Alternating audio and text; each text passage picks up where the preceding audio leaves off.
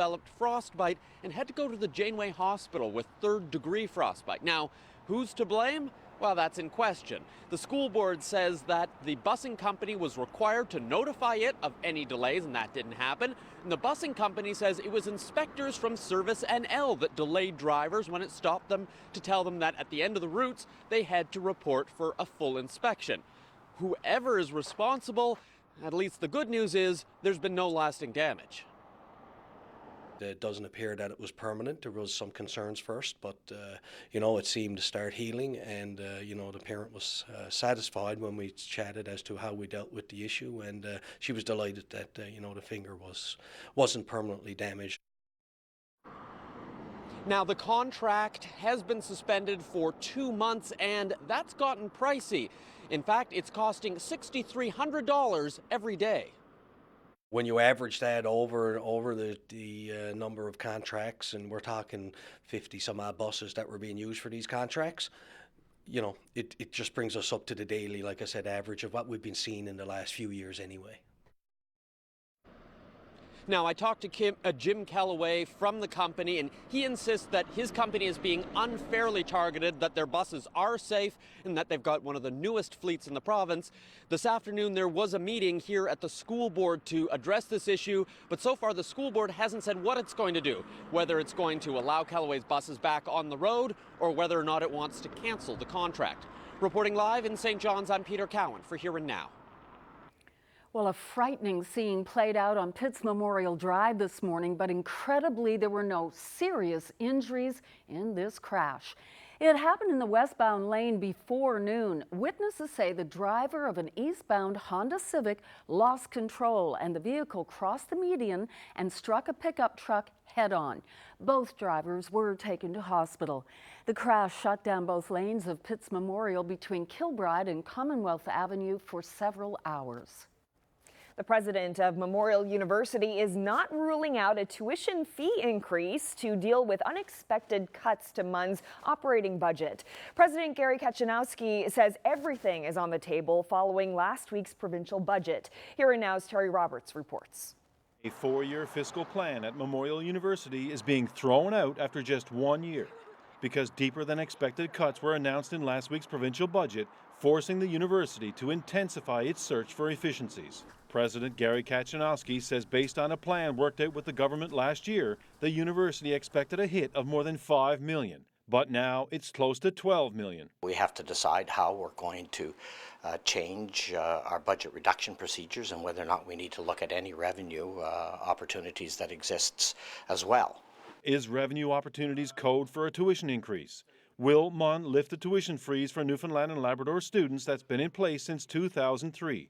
Despite the fact government has increased its tuition grant, Kachanowski wouldn't rule it out. Well, I'm not giving guarantees for anything. I can only say to you that, as in the past, we will do everything we can to ensure that whatever budget reductions or changes in our fiscal plans that we would make, we're trying to minimize the impact on students, maintain the quality of our programs going forward, and ensure the integrity of the university. Kachanowski says he hopes to bring a budget proposal to the Board of Regents in May. Terry Roberts, CBC News, St. John's. Government spending at Marble Mountain came up in the House of Assembly today. The MHA for Conception Bay South, Barry Petton, questioned why the Liberals are spending $11,000 a day to reopen the ski hill for the Easter weekend. Petton said free ski passes and equipment rentals are a waste of government money. Here's how Corner Brook MHA Jerry Byrne responded. Speaker, what would be absolutely irresponsible will be to take an asset like Marble Mountain Development Corporation, Marble Mountain itself, and not maximize it to its full potential. We had two options: status quo, where we would actually see visitation and usership of Marble Mountain decline in future years because people were becoming very, very disgruntled, very frustrated by the fact that we needed a stronger customer service base here. We would have lost revenue by people not buying tickets in future years, but the other thing we realized is that in order to grow Marble Mountain, you have to get new skiers. You have to get more people interested in the sport, Mr. Speaker, and the way you do that, you give them an opportunity. On one weekend a year, you come out and say, why don't you take up the sport for a weekend? We'll offer you free lift tickets and free rental equipment, and that, Mr. Speaker, is how you grow an opportunity. The final arguments of parties withstanding at the inquiry into Don Dunphy's death are now posted on the inquiry's website. And it'll come as no surprise that the lawyers for Dunphy and the constable who killed him have dramatically different views on the police shooting death. Here now's Mark Quinn is on this story today. He's joining us live. Mark? Well, Megan Dunphy says her father would not be dead if police had done two things differently on April 5th, 2015. In a written submission to the inquiry, her lawyer Aaron Breen explains what Dunphy believes should have happened that day. Megan Dunphy says a mobile health unit, not police, should have visited her father that day. Creation of mobile health units was one of the recommendations of the 2003 Luther inquiry into the police shooting deaths of two mentally ill men. Secondly, Megan believes Constable Smythe shouldn't have entered her father's home to investigate when no crime had been committed. Breen wrote that Smythe's actions were a form of egregious state conduct that grossly violated Don Dunphy's constitutional rights. But Smythe's lawyer, Jerome Kennedy, disagrees. In his final submissions to the inquiry, Kennedy says Smythe had a duty to investigate Dunphy's tweets. Now, Kennedy says it was Dunphy's decision to point a gun at Smythe, not Smythe's decision to visit him, that led to Dunphy's death. He wrote that Smythe was simply doing his job on Easter Sunday, 2015. Live for Here and Now, I'm Mark Quinn in St. John's. Well, there's still no word tonight on the cause of this massive blaze in St. John's. The historic former Belvedere Orphanage was mostly destroyed by fire early Friday morning. The RNC has its officers investigating along with some staff from Fire and Emergency Services. A lot of debris is being removed so investigators can have a good look at the interior. The property was built in the 1800s but has been vacant in recent years. The Transportation Safety Board is sending a team to look into a bulk carrier that ran aground in Placentia Bay on Saturday. The MV Cure Harbor, a 190-meter, 50,000-ton ship registered in Panama, ran aground around 8 a.m. DFO says the ship was in the process of lifting its anchor when strong winds caused problems. 3 tugs were on site to assist, but high tide waters eventually freed the vessel around 6:30 p.m. DFO says the owner is arranging for divers to inspect the ship's hull for damage. Well, the bank that loaned accused murderer Trent Butt money to build his Carbonear home is turning the land over to the town. And CIBC says it's also donating $5,000 to a local home for abused women and their children. Trent Butt has been charged with killing his daughter Quinn inside the home and then setting it on fire. The house was demolished in February. The town hasn't decided what it will do with the land, but is awaiting trial on a charge of first-degree murder. Well, potholes on the Sir Robert Bond Bridge slowed traffic to a crawl on the TCH this weekend near Bishop's Falls. It was single lane only for a while as crews made repairs.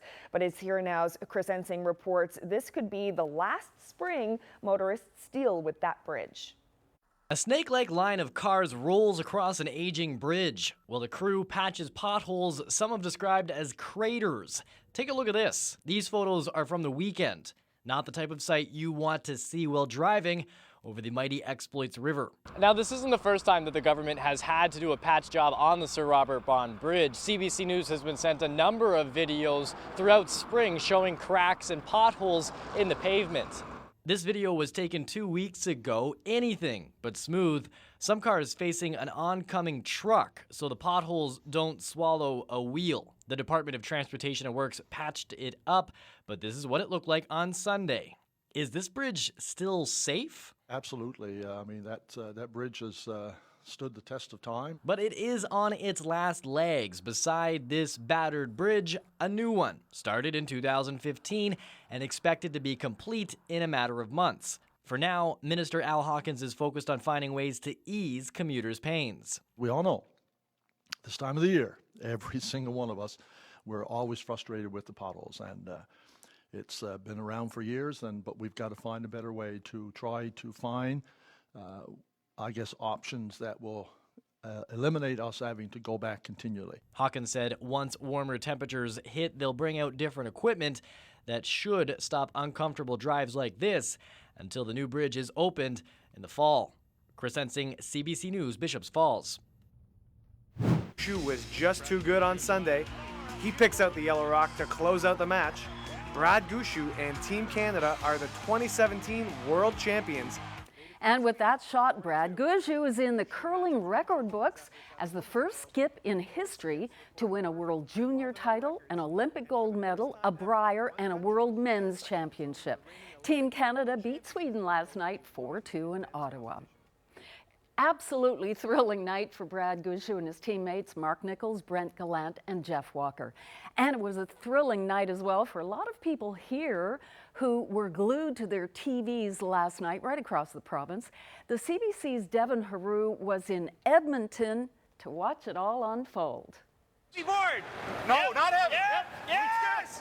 First Brier champions and now world champions. Brad Gushue and his team out of St. John's have been on an improbable run over the past month, capturing a thrilling Brier championship, their first ever in their team's history, about 4 weeks ago. And on Sunday night at Northlands Coliseum in Edmonton, another thrilling final. Up go the arms.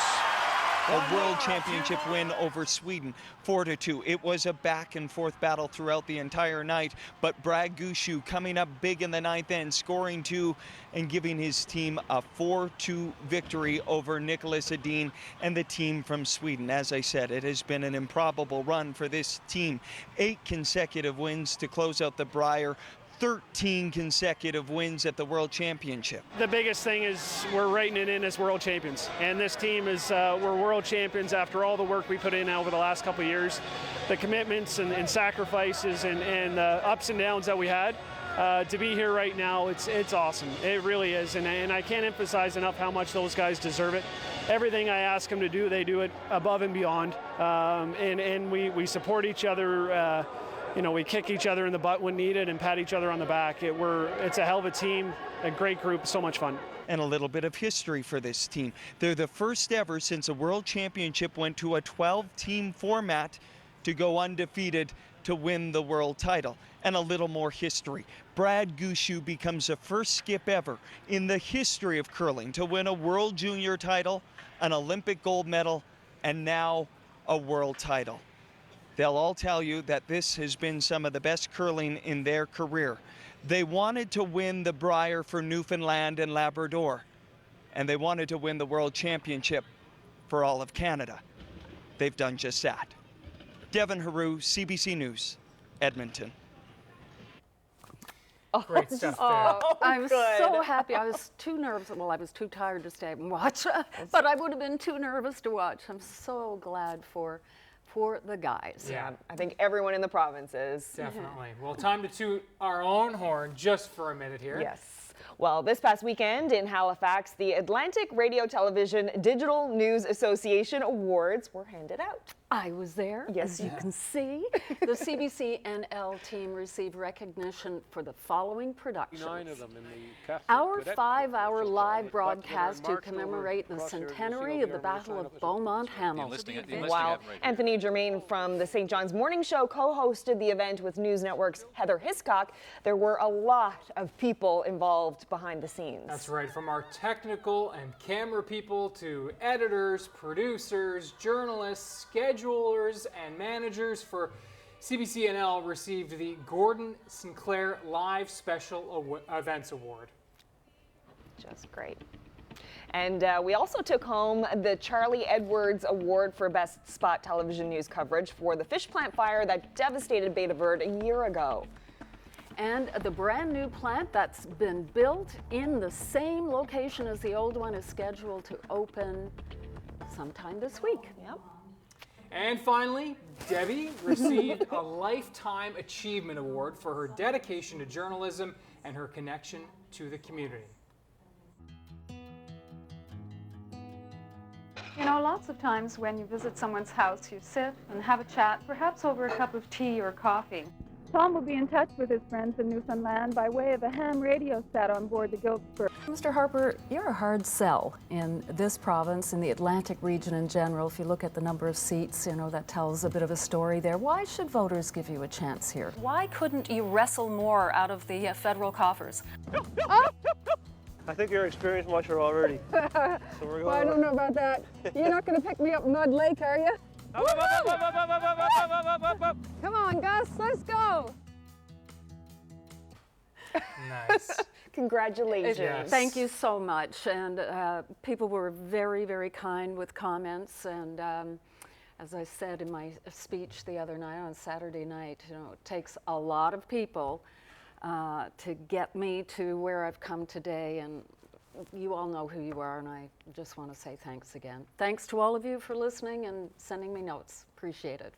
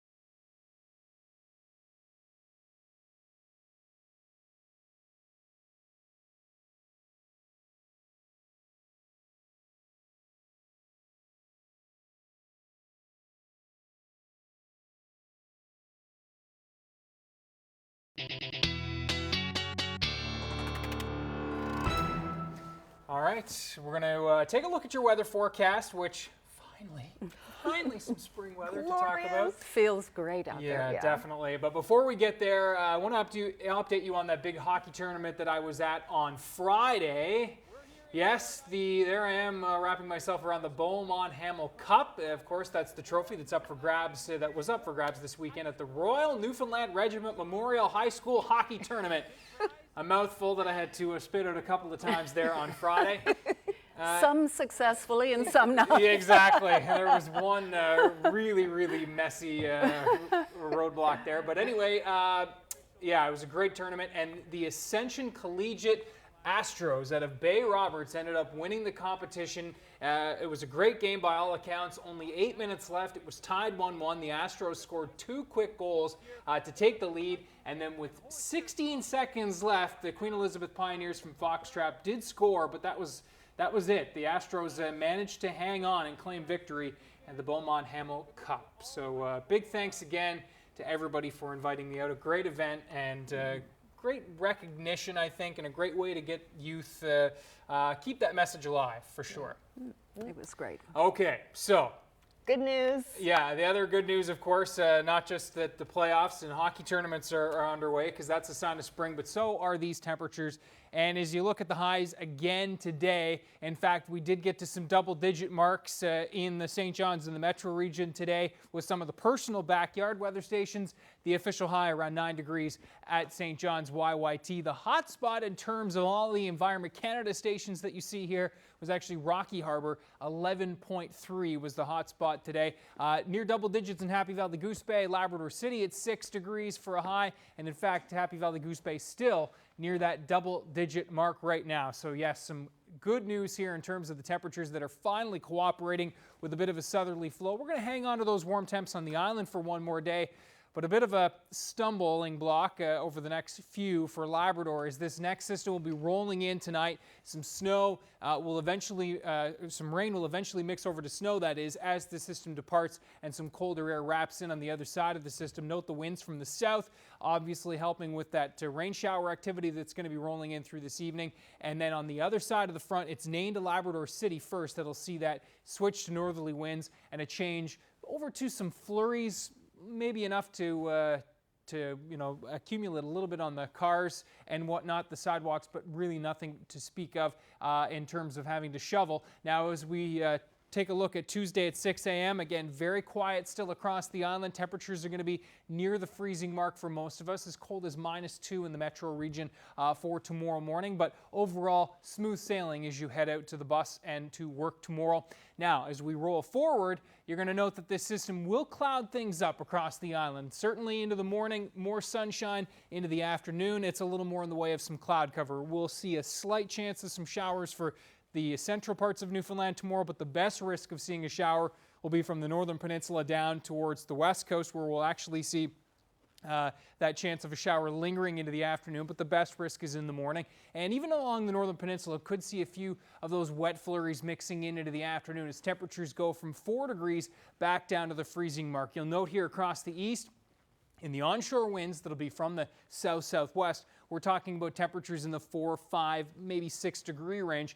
Get away from the onshore flow, and that's where we're going to find some of those double-digit temperatures from Ferryland up towards St. John's, where I think we will see 11, 12 degrees, some of those weather stations topping out for tomorrow. And along the west coast, again, a bit more of an onshore flow, so we are talking here about 4, 5, 6, 7 degrees as you work your way a little bit further inland. Now, again, temperatures falling through the northern peninsula and into southeastern Labrador will start the day near freezing with a few showers, but note the temperature contours there dropping off as we work through your timeline into the afternoon. We're falling back to and just below the freezing mark into the afternoon with a chance of seeing some scattered flurries. And there's a beautiful sunny day breaking out, but certainly cooler in western and northern Labrador. Should mention Happy Valley Goose Bay will also see some afternoon sunshine breaking through there. We'll have the forecast for Easter weekend. We'll walk you right through the 7-day coming up, Debbie. Thanks, Ryan. Well, Sunday marked the 100th anniversary of the start of the Battle of Vimy Ridge. Ceremonies were held in France and across Canada, including here in St. John's. At the National War Memorial, people also gathered to remember the Battle of Monchy-le-Preux. That's where the Royal Newfoundland Regiment's losses were considered severe, with 460 members killed and over 150 captured. Monchy-le-Preux is home to one of 5 bronze caribou monuments commemorating Newfoundland's contributions and sacrifices during World War I. The first time the Canadians fought as a unit, they were broken up into provinces, and today marks the beginning of a nation, really, which Newfoundland was the Dominion of Newfoundland back in 1917. So the Battle of Monchy-le-Preux stands out to everybody, and there's a huge monument over at Monchy-le-Preux to the Royal Newfoundland Regiment, and any time we have a ceremony to honor and commemorate these events, it's very important to our country and our province. We made a solemn vow that we would remember them lest we forget, and I think every time we have a ceremony to commemorate these events, it brings it into the hearts and souls of our young Newfoundland and Labradorians, our young Canadians, and we should continue to do it, and we will continue to do it. Meanwhile, the Prime Minister is wrapping up an emotional trip to France. Justin Trudeau was there for the 100th anniversary of the Battle of Vimy Ridge. Today, he remembered another pivotal moment, the storming of Juno Beach. Trudeau laid a wreath at the Canadian War Cemetery. The site marks a permanent resting place for Canadian soldiers who died in the First and Second World Wars. They come from different generations, but tomorrow night they'll come together at a town hall meeting to talk about what they have in common. That's next.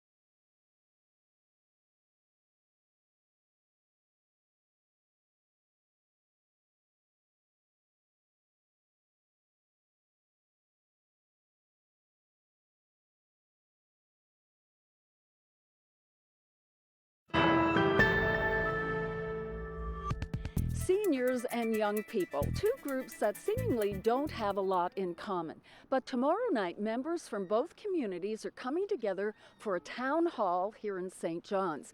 Now, the idea for this mashup comes from NDP MHA Jerry Rogers, and two of the participants for tomorrow night are Anne-Marie Annenson and Maggie Burton. Nice to see you all here. Great to see you, Debbie. Let's start with you, Jerry. I mean, where did the idea for bringing diverse groups like young people and seniors together, where did that come from? Well, I'm always wondering what's keeping people awake at night. What are some of the difficulties, but also what are some of the solutions? And I started, from what I'm hearing from seniors and from young people, although their lives are very different, their lives are really quite similar. So I decided to let's have that conversation. Seniors have lived through a whole lot, and young people are kind of living through a different phase in their life, yet there's some commonalities. So let's get people together and talk to look at what do we want to do with our province. It's hard time economically. How do we get through this? Can we get through this together?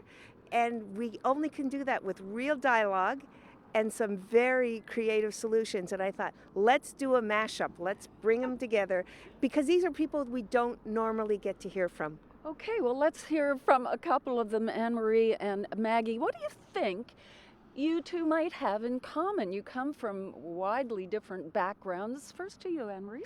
Well, when Jerry first proposed this, I thought nothing, absolutely nothing, but we haven't stopped finding things in common ever since. Like, neither one of us has to have dental care guaranteed, and it's an issue. It's a big issue for me, for my health, because if I don't have good teeth, I can't eat. Can't eat solid homemade food. And that's going to mean a lot to me now as I age more and more. My bones really need me to have good teeth. But I didn't have to go through anything that Maggie's going through. Like, when I came back to Newfoundland, I was 23. I'd done my time away, got my degree, and I could get a job right away. Even though it was high unemployment, somehow I got a job. And the interest rates, remember back in the 80s when the interest rates were up to almost 20%? But I could buy a house. Somehow I was able to buy a house. And my sons now can't afford to live in their own homes, can't find full-time jobs, and they're all well educated, and I don't get that. Let's bring you in, Maggie. So Anne-Marie was saying, since you've been chatting in preparation for this town hall, you've found that there are some things in common. Let's start there. Absolutely. Again, like she said, I don't have health insurance or dental insurance. I bought my first house in 2015, and I needed a lot of help from family, and it was the most stressful thing I have ever had to deal with in my life. So to pay my mortgage, I have 6 smaller jobs that add up to being part of that gig economy that millennials are faced with right now. So each of them has precarious employment terms, short-term contracts. I'm an entrepreneur, I'm a teacher, I'm an artist, I'm a poet, I'm a freelance musician, I have 2 children, and I have a partner, and the two of us, just really struggle to pay the bills, even though we're so busy every month. Before I bring Jerry Rogers back into this, just briefly, what do you hope to learn from each other and the participants tomorrow night at the town hall? I go in with no expectations whatsoever, but I recognize what came out of the first town hall that Jerry did on the mental health, and so much has come out of that ever since.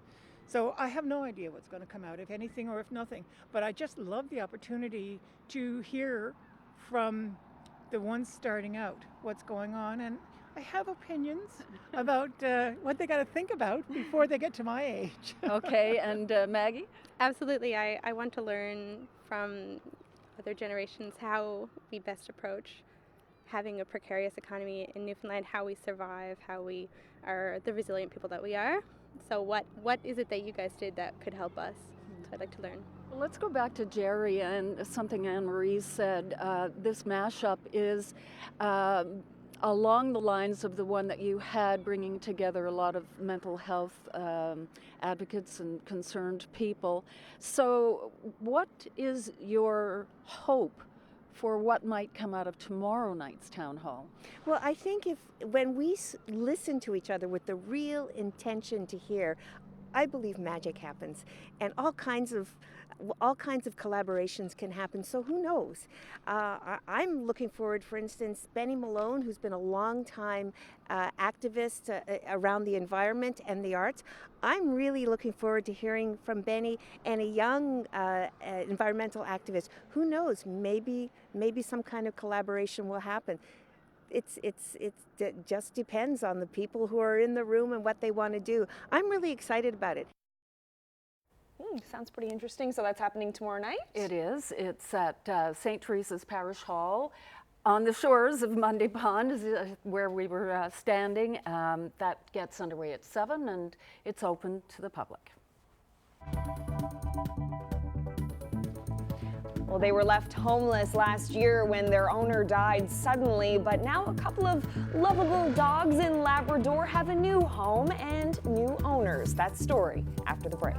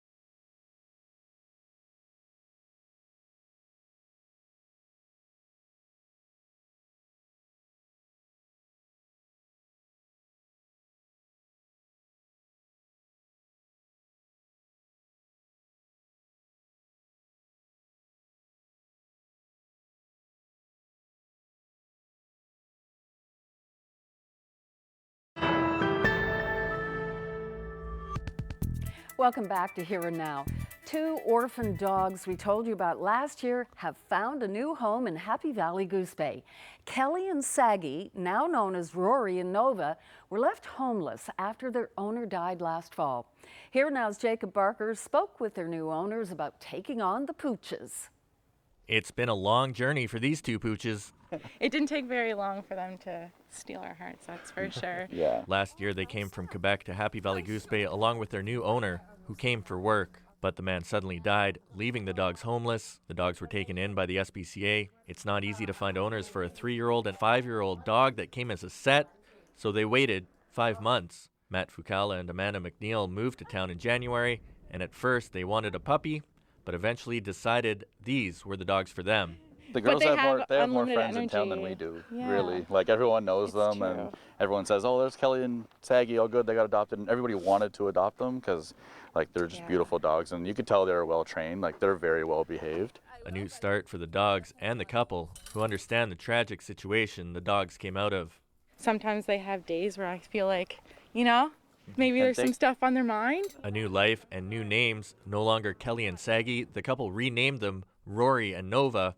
A new place to live and a new language. So we didn't know what commands they knew in French. I mean, we can both speak French enough that we'd be fine, but we didn't know what words they were using. So, and we just went straight on with English, and they know, they can tell in your body language and your tone. They know what you're trying to say. So. Dog ownership is a first for this couple, and they're looking forward to life ahead with Rory and Nova.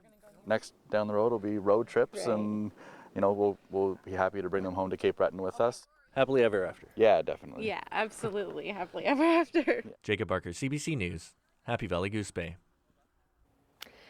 Well, to national news now. Former Canadian soldiers say they were tortured at the hands of their own military and decades later are still suffering the consequences. The men say in February 1984, they were among 33 young recruits who were stripped naked, starved, and humiliated during a prisoner of war training exercise. They didn't talk about what happened for years, but are now telling their story for the first time to Rosa Marcatelli and the Go Public unit.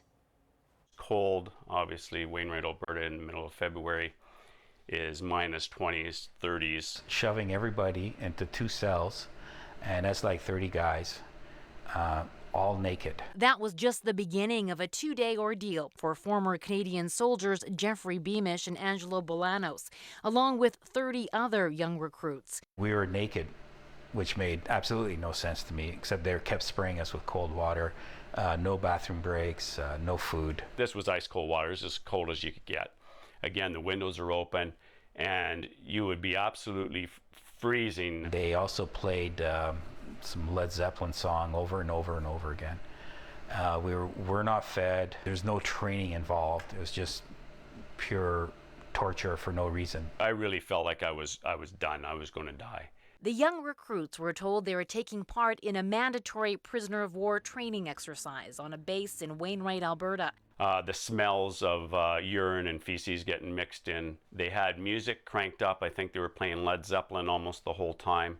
I don't remember the name. I just remember the repetitiveness of the same song over and over and over again. After years of therapy, a depression, and a PTSD diagnosis, Jeffrey Beamish filed a complaint with the military in 2015. I did experience torture at the hands of the Canadian Armed Forces. They allowed their battle school training to torture me through cold, through lack of food, and through severities like being brought outside, frozen and naked. I had no choice. The military tells Go Public after a 9-month investigation, it determined there wasn't enough evidence to lay charges.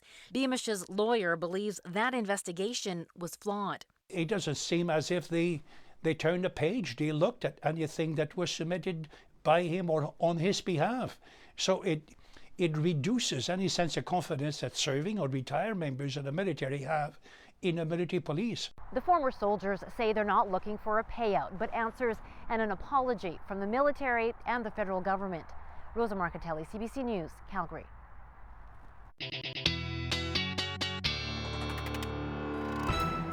When we last saw you over at the big screen over there, you were talking about the Easter weekend ahead, Yep. and we're all hoping for good news. Yeah, well, of course, Easter weekend can bring anything this time of year, but it is looking rather quiet. We do have to watch the system for later in the weekend, Sunday into Monday, so we'll talk about that. Of course, this is the time of year where we really have to choose where we look elsewhere carefully and just with a little grain of salt. Oh dear. Yeah. Oh. So maybe just live 23. vicariously through our friends and family back in Southern Ontario today, who are no doubt gloating at the 20-degree temperatures across Southern Ontario, feeling closer to 30 with the Humidex in Windsor today. But you know what? They had snow on the ground just a few days ago, so things can turn that quickly. And you know what? Temps on the rise right now across our province as well. 10 degrees in Happy Valley Goose Bay this evening, and in fact, we're into the high single digits still across many parts of the island as well. It's thanks to the southerly flow ahead of this system. Now, this system will be bringing some rain and some shower activity, primarily to southeastern parts of Labrador, some sprinkles across the island, but then ushering in some cooler air in behind. And so this warm up that we're experiencing won't last too much longer. If you are a fan of the warm stuff, I'd recommend a little stroll around the building tomorrow at lunchtime just to get out and soak a little bit more in, because yeah, nice start to the day, southerly flow. There are those showers mixing to a few flurries across first western and northern Labrador tonight, then southeastern Labrador through tomorrow morning. Note your timeline here, still nice across most of the island for the lunchtime hours. Some showers moving into the northern peninsula, western parts of Newfoundland. There's again a sprinkle possible late afternoon for central, but I think mainly cloudy more than not. Some sunny breaks still in the east for tomorrow afternoon, but certainly things clouding up for your PM hours, and looking at temperatures anywhere from 10 to 12 degrees across the Avalon and eastern parts of Newfoundland for tomorrow. A little bit cooler across central and west, but not half bad for this time of year. And again, those temperatures falling in southeastern parts of Labrador. Now, note your timeline, picking things up again Thursday afternoon and into the evening. That front will move across the island, and watch the wind shift here as we roll through Tuesday night and into Wednesday. We're back to north and northeasterly. Not great news when we're talking about the air moving in off the North Atlantic, and that will have an impact on our temperatures. I think temperatures along the coast will be cooler than what you're seeing here in terms of my temperatures near 5 degrees. If you work your way closer to the coastline, I think we're talking more like 2 or 3 degrees in those onshore winds on Wednesday. We'll be near 0 to 4 across Labrador, but a good mix of sun and cloud. Now, our next system will roll in as we roll into the Thursday time period. Again, it's going to be snow moving into Labrador, the Northern Peninsula, even Corner Brook. We'll likely see a bit of mixing here. Central not out of the question to see a bit of freezing drizzle early on Thursday, but it's over to showers and drizzle into the afternoon, 6 and 7 degrees. And again, that snow primarily set for the Northern Peninsula and southeastern Labrador with this one. In terms of your Easter weekend lookout, we're going to be talking about a quieter Good Friday.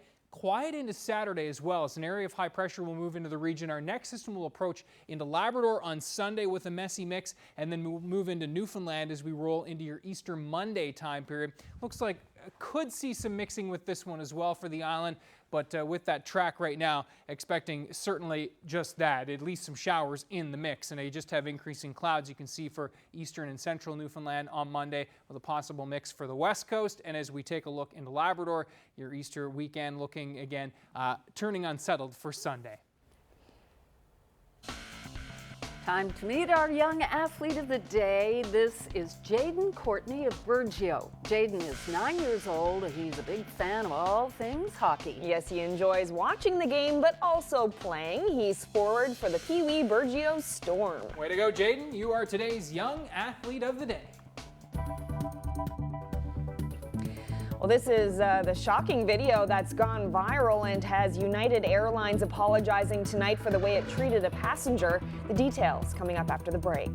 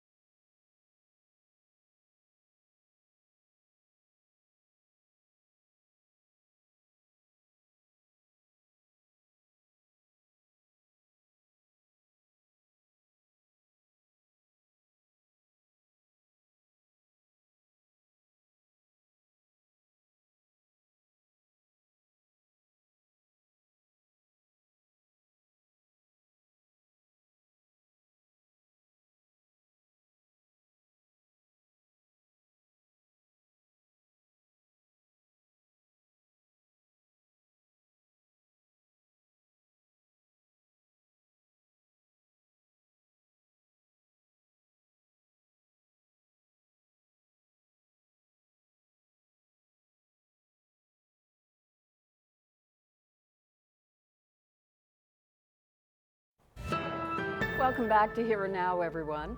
Well, an opera singer in St. John's has landed an influential post. Cheryl Hickman is one of 8 people from across the country named to the board that runs the Canada Council for the Arts. The council decides which professional artists and arts organizations across the country are approved for government grants and awards. It also promotes public awareness of the arts. United Airlines is apologizing tonight after video surfaced of a man being forcibly removed from one of its flights. United had overbooked the flight, and when no one on board voluntarily agreed to be bumped, airline officials ordered several passengers off the plane. Here's the CBC's Jacqueline Hansen. The videos are shocking. Before this flight from Chicago to Louisville, Kentucky could get off the ground, local airport police officers pull a 69-year-old male passenger out of his seat. His head hits an armrest, and he's dragged down the aisle of the airplane. Oh my God, look at what you did here! This video, posted to Facebook and already watched more than 2 million times, was taken on an overbooked United Airlines flight. The person who posted it wrote this: "They randomly selected people to kick off so their standby crew could have a seat. This man is a doctor and has to be at the hospital in the morning. He did not want to get off. We are all shaky and so disgusted." Other video supposedly shows the same man running back onto the plane. It's not all that uncommon for airlines to overbook flights. That way, when there are no-shows, they don't lose money. Both in Canada and the U.S., airlines ask for volunteers first. After that, other passengers can still be bumped. But a physical removal like this may be a first, according to a consumer travel advocate. If we can expect to be ripped out of our seats, beaten up, dragged down the aisle, then I think that a lot of people might have a second thought about whether or not they even want to deal with airlines which are operating something, close to stormtrooper tactics. It's not the way to deal with good customer service. United Airlines CEO said in a statement, "This is an upsetting event to all of us here at United. I apologize for having to reaccommodate these customers." The airline says it will conduct a detailed review of what happened and reach out to the passenger to resolve the situation. Jacqueline Hansen, CBC News, Toronto. Well, the NHL playoffs start later this week, and this year, unlike the last, features some teams from Canada. The CBC's Harvard Gould has a look at the building excitement amongst dedicated fans and those dedicated to winning their hockey pools. The Toronto Maple Leafs were the worst team in the NHL last year. There are fans who are convinced now they can beat the best in the playoffs. It's been a long time, sweetie, but you're coming back to Toronto. The owner of this combination barbershop and hockey shrine doesn't care that his team needed points on the final weekend of the season to secure a spot in the playoffs. It's nice that they got in, but we want more. Fans of the 5 Canadian teams in the playoffs all want more. It's a big change from last year when all 7 teams in the country were shut out. In Edmonton and Toronto, a lot of the credit for the turnaround goes to young players. There are always upsets in the playoffs, and some believe Calgary could provide surprises. And Ottawa may match up well against their first-round opponents, the Boston Bruins. Canada is a better place to live when Canadian teams are in the playoffs. Analyst Elliot Friedman hates making predictions, but has his eye on one player, Montreal Canadiens goaltender Carey Price. The one player with the best chance to put a Canadian team in the finals is Carey Price. You won't be alone. Toronto may face the toughest first-round test, the team that finished first overall, the Washington Capitals. This is the first round. Imagine when we get to the Stanley Cup final. It's going to be... A lot of people can't. They're unbelievers. Until the playoffs start later this week, fans of 5 Canadian teams have plenty of reasons to believe and hope. Harvard Gould, CBC News, Toronto. 3 astronauts returned to Earth this morning after spending 173 days aboard the International Space Station. It was a 3.5-hour journey back from orbit to Earth for NASA astronaut Shane Kimbrough and 2 Russian cosmonauts. They landed in Kazakhstan.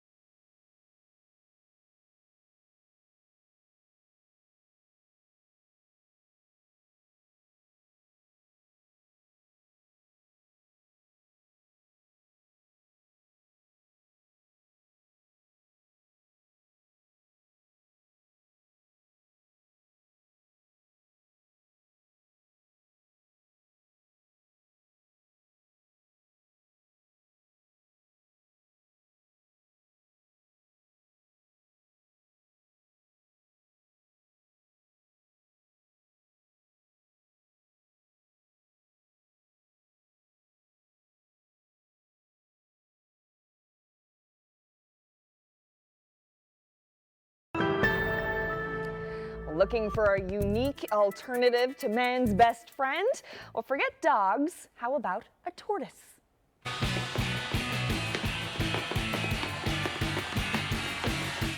Granted, he might not be the cuddliest of pets, but he's got the canine fundamentals down. Chase the ball no matter where it leads him. He's thinking that's the biggest egg I've ever seen. Yep, and put all those slow and steady rumors to rest, I think. Yeah, he's moving along there at a pretty good clip. there. Yep. Oh my goodness. Well, they say imitation is the sincerest form of flattery. So we're flattered to show you this bit of here and now spoofery.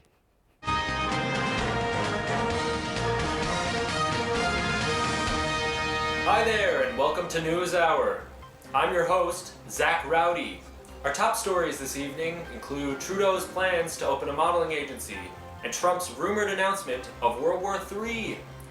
But first, here's News Hour's very own Glenn Crayette with an important piece of journalism on how to prevent clutter. Thanks, Zach. Spring is in the air, and everybody everywhere is trying to find ways to prevent clutter in and around.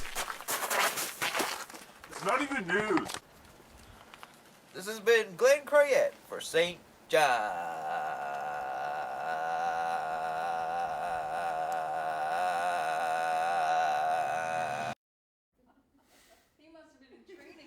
Yeah, that's right. Yeah, he's trained in the voice work. Glenn's doesn't go quite that long, but Glenn's got to one-up him now for his next report. Quick look at the forecast for tomorrow. Temperatures 6 to even 7 degrees from central towards the west coast. A little cooler in those onshore winds, but get away from the onshore flow. We're talking about double-digit possibilities from the Burin and then across, even into Clarenville, but especially across the Avalon, St. John's, and the metro region. The best shot, 10 to 12 degrees there. and again, temperatures falling across southeastern Labrador. You know, it's been a long haul in central towards western parts of Newfoundland when they're happy that the picnic table is finally visible. Just the top of it. Oh my goodness. But it's there, and so why not have a little lunch on the backyard picnic table? You've got to have a good sense of humor to live in this province sometimes. Thanks for that, Al. They have lost a lot of snow in central already with the rain and the warm temps this past weekend. Have a great night, everyone. See you tomorrow. Good night, everyone.